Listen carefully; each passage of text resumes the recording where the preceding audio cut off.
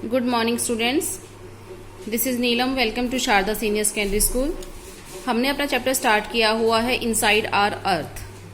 तो इस चैप्टर के कुछ question answer we have already done, हम कर चुके हैं, and there are some remaining questions. We are going to start with our question number 6 which is what are uses of rocks. Rocks यानी कि चट्टानों का क्या यूज है, ओके किस काम आती हैं चट्टानें। There are following use. First is rocks provide us material for building construction. Building construction यानी कि कोई भी हम इमारत बनाते हैं तो उसके लिए जो मटेरियल होता है जैसे बजरी, सीमेंट, ठीक है, ये सब मटेरियल हमें रॉक से ही मिलता है। और ये हमें कंस्ट्रक्शन जब होती है रोड्स एंड ब्रिजेस की, उसके लिए भी मटेरियल प्रोवाइड करती हैं। रोड्स मतलब सड़कें, ब्रिजेस मतलब बांध वगैरह बनाते हैं। और इसके अलावा क्या है कि जो मिनरल्स, प्रीशियस मिनरल्स होते हैं, मेटल्स होते हैं जैसे gold, silver, iron, coal, petroleum and natural gases, ये सब भी हमें कहाँ से मिलता है, इन रॉक से ही, यानी कि चट्टानों से ही मिलता है। और कुछ पीसीज ऑफ रॉक्स हमें गेम्स प्ले करने के भी काम आते हैं। So there are 4 uses.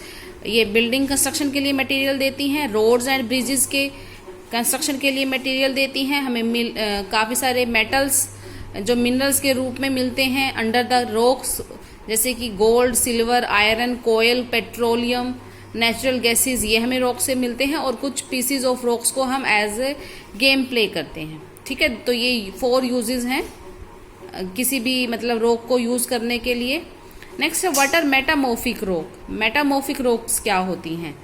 तो under the effect of great heat and pressure igneous and sedimentary rocks change in their form. देखो जो इग्नियस एंड सेडिमेंट्री रॉक्स होती हैं, इग्नियस रॉक्स मैंने आपको बताया था कि जो मैग्मा के पिघलने के कारण बनती हैं जब मैग्मा ठंडा हो जाता है। सेडिमेंट्री रॉक्स वो होती हैं जो जब चट्टानें या हवाएं या पानी बहाकर जब किसी सेडिमेंट को बहाकर लाते हैं एक जगह पर जमा कर देते हैं तो सेडिमेंट्री रॉक्स बनती हैं। और जब ये इग्नियस और सेडिमेंट्री रॉक्स को काफ़ी वर्षों के बाद काफ़ी सारा हीट और प्रेशर को उनको सहन करना पड़ता है तो मेटामॉर्फिक रॉक बन जाती हैं। इन्हें ही मेटामॉर्फिक रॉक कहते हैं। एग्जाम्पल गिवन है हमारे पास क्ले का। जो क्ले एक मतलब कि थोड़ा रॉ मटेरियल टाइप होता है, सॉफ्ट सा होता है क्ले, लेकिन काफ़ी टाइम अगर वो हीट और प्रेशर के अंदर रखा रहता है तो वो स्लेट के अंदर चेंज हो जाता है। तो this is an example of metamorphic rock. One another example is limestone. Limestone किस में चेंज हो जाता है? वो मार्बल में चेंज हो जाता है, ठीक है। तो these are metamorphic rock. Metamorphic rock बनती हैं इग्नियस और सेडिमेंट्री रॉक्स के काफ़ी ज़्यादा हीट और प्रेशर सहन करने के कारण। इसका एग्जाम्पल है जब क्ले जो है स्लेट में चेंज हो जाती है और लाइमस्टोन मार्बल में चेंज हो जाता है। Now next question is we can not go to the centre of the earth. हम किसी भी मतलब किसी नहीं बोलेंगे, सॉरी, ये तो है नहीं कि बहुत सारी अर्थ हैं। There is only one planet Earth. Earth नाम का एक ही प्लैनेट है, तो हम उसके सेंटर में क्यों नहीं जा सकते हैं? The central core of the earth has very high temperature and pressure, so we can not go to the centre of the earth. क्योंकि बहुत ज़्यादा टेम्परेचर होता है, बहुत ज़्यादा प्रेशर होता है किसी भी अर्थ के अगर हम अंडरग्राउंड जाते हैं तो हम बहुत ज़्यादा नीचे तक नहीं जा सकते हैं because of high temperature and pressure. देखो हमने इग्नियस रॉक्स के बारे में हम लास्ट वीडियो में स्टडी कर चुके हैं।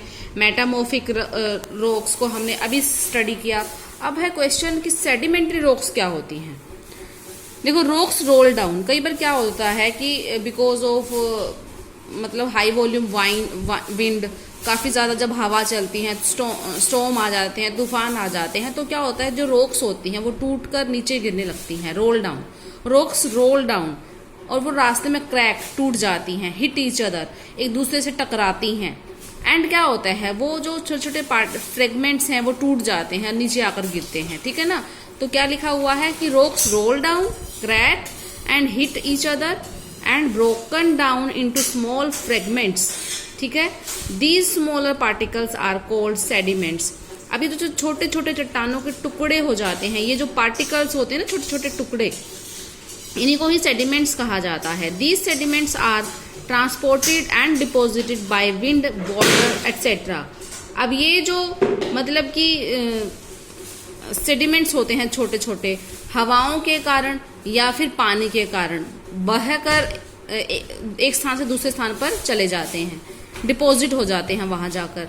These loose sediments are compressed and hardened to form layer of rocks.